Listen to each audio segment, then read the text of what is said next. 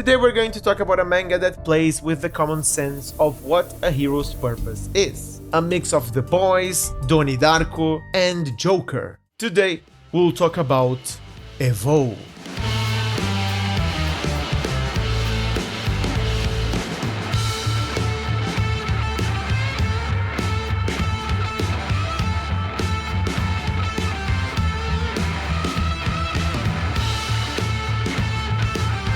EVOL is a Japanese manga that relates with The Boys by the simple fact it portrays a broken society ruled by heroes with a corrupt vision. But my friends, this is as far as we get comparing both series, as EVOL has much more to offer than just being a copy and paste of some kind. EVOL puts on the spotlight serious problems not only involving corrupt governments, but toxic societal behaviors, as well as the psychological struggles of kids that are not in the preferred modes of society. Oh, and if you enjoy this type of content, remember to leave a like and subscribe, it helps me a lot. So, EVOL is a story written and illustrated by Atsushi Kaneko, a seasoned manga author with a very particular style, who had his first published manga in 1988 that already presented his bold punk drawing style. His style is characterized by strong black and white lines and a graphic style inspired by American independent comics such as Paul Pope and Japanese such as Suehiro Maruo. His particular trait leads him to work without assistance, unlike many other fellow manga artists, which preserves the particularity of his style. For his stories, often characterized by a surreal atmosphere and set in a world governed by grotesquely portrayed violence, Kaneko draws inspiration from popular culture, music, and cinema. Atsushi Kaneko had success with some of his works, like Bambi and Soil. In 2020 he started with EVOL, his most recent and still publishing work. His style is kind of a hit or miss nowadays because of how the manga industry shaped itself, but I particularly love it, as it is refreshing and original at the same time as it is nostalgic.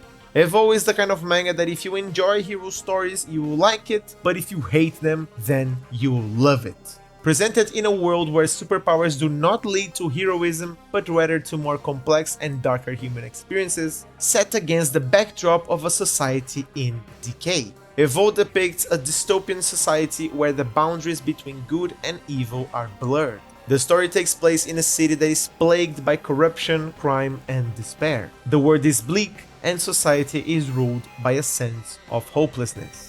The author is making a bold statement against capitalism, colonialism, and the overall condition of the world. Given the current state, it's no surprise at all that this series is filled with intense violence, sexual content, and self-harming, which plays a significant role in the plot.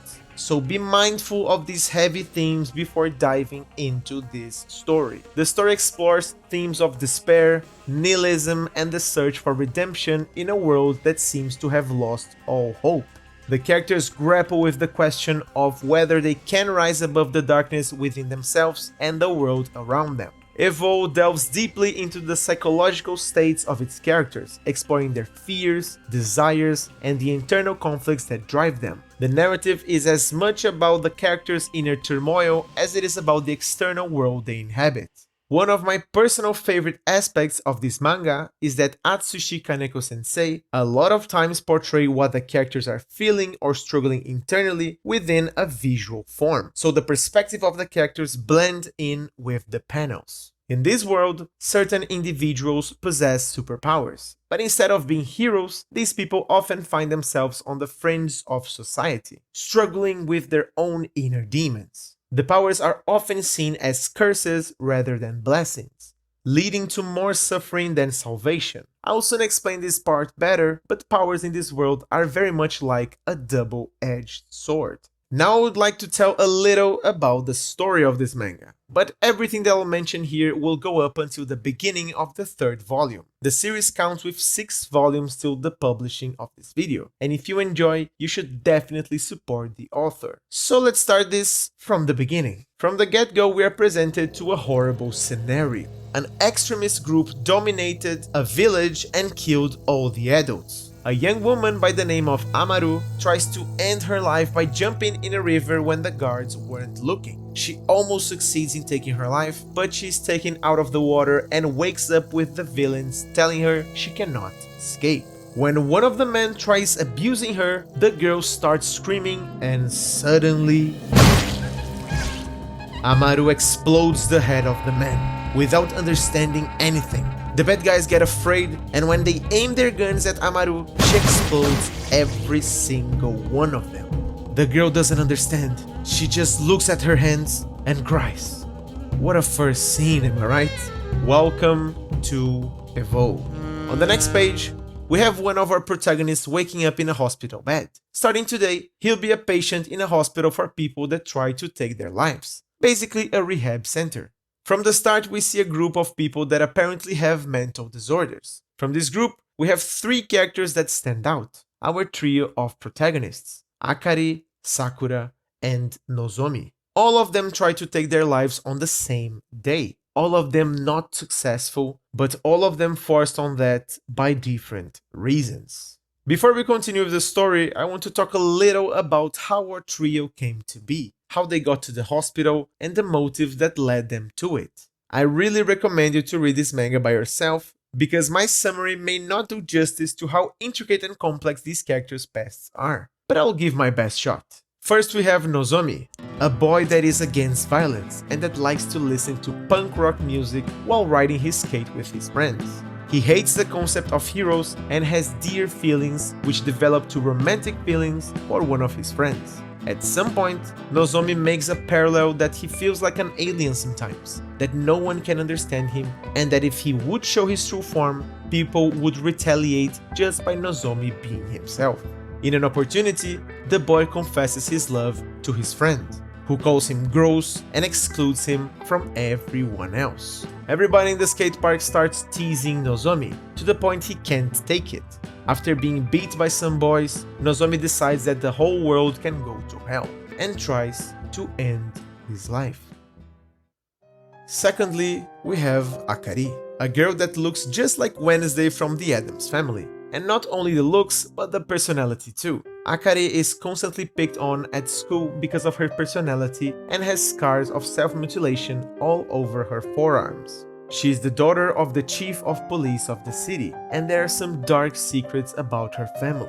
Her father is a very religious man. He sees Akari's personality as being straight related to the demon, and whenever she steps out of the line, he basically tortures her in a dark room. To cope with the torturing, Akari developed an imaginary friend called Mr. Kurosaki. That is basically a giant bunny that talks to her whenever she needs. A persona that always tells Akari that the world is rotten and that everybody should go to hell. After the sessions of torture, the girl must act as nothing happened and bring a warm smile to the dining table. Akari eventually can't cope anymore with her father and tries to end her life by entering an industrial freezer.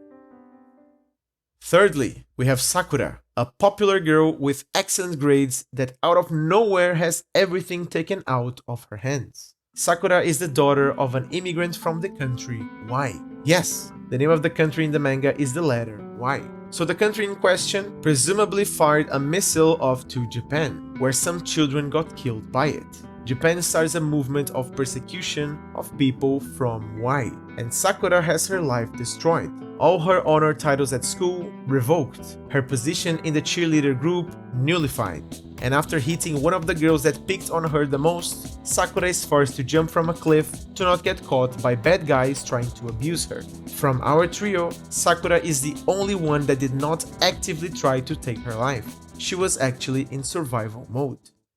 Well, some pretty heavy things going on, yeah? But we still have one more character to talk about. The Homelander of Japan, aka Lightning Bolt. Powers in the world of EVOL are genetically inherited.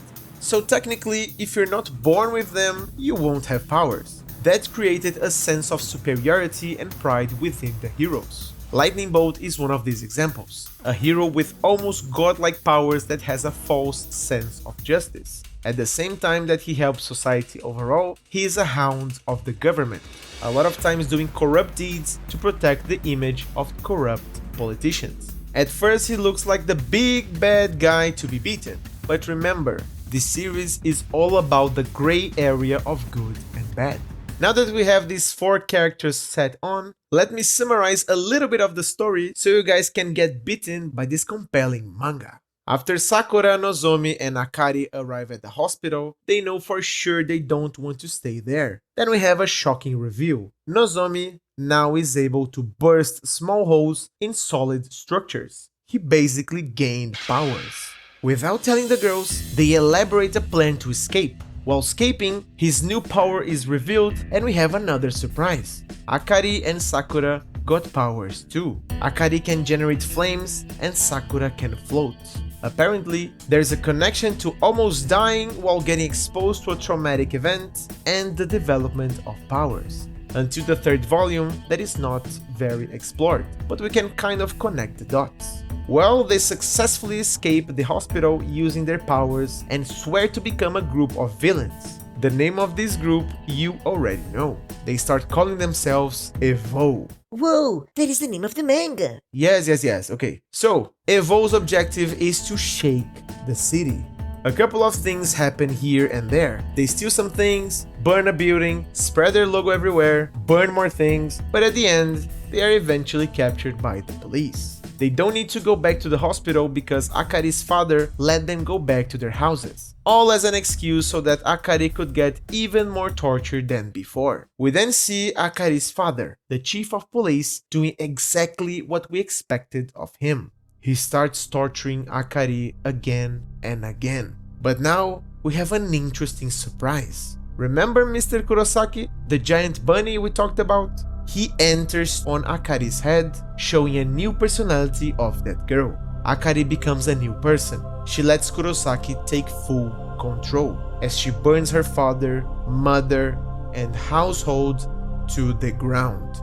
While she walks to the chemical factory nearby to explode everything and cause irreparable damages to the city, Lightning Bolt goes there to face the girl. Will Akari come back to her senses? Will Lightning Bolt be able to stop our anti-heroine/villain? Will EVOL come back stronger? Read the manga to see for yourself. And that's it for today, guys. Thanks a lot for watching. Leave a like and subscribe for more. Keep being kind, help the ones in need, be the hero you wish the world had, and of course, keep reading manga.